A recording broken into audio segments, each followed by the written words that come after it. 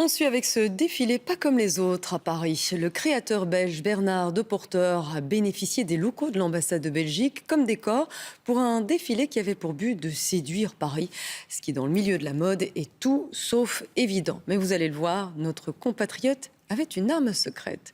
Reportage à Paris, Pierre Marlet, Bénédicte Banet.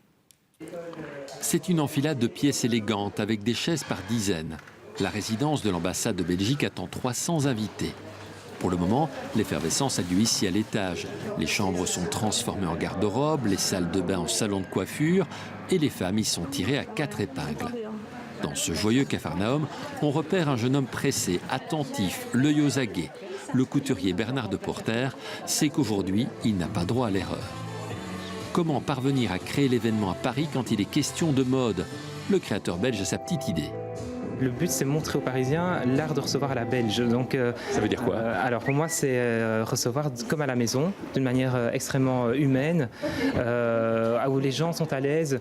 L'idée, c'est vraiment garder l'esprit d'une maison habitée, tout en sachant caser quand même 300 invités. Donc c'est pas toujours évident.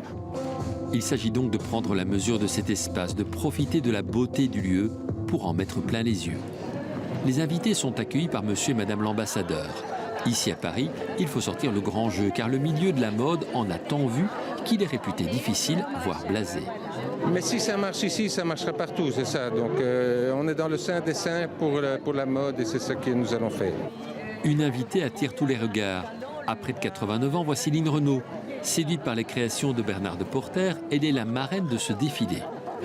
Si on a la possibilité d'être un levier, quand quelqu'un a du talent, il faut le faire. Place aux jeunes. Cette fois, tout le monde est prêt. C'est l'heure de la dernière touche et du dernier conseil. À présent, c'est à ces demoiselles de jouer. Le style choisi a un parfum vintage.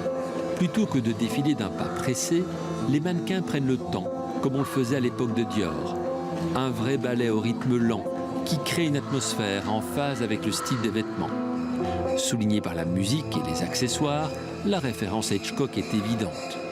La coupe des vêtements a le charme de ceux portés par Grace Kelly ou Kim Novak, au grand étonnement de certains spectateurs. Au fur et à mesure du défilé, les vêtements sont de plus en plus surprenants. Certains représentent des milliers d'heures de travail. Le mélange des matières crée une élégance subtile. Le public semble apprécier. Quant à Céline Renaud, elle est carrément aux anges. Ce mélange des matières. Ça vous a plu? Oh, beaucoup. Je suis fière de toi. Elle devait emmener ici Brigitte Macron, empêchée en dernière minute, paraît-il. Mais elle a promis de lui parler de ce créateur belge qui aura en tout cas réussi un joli défilé dans une chaude après-midi de début d'été.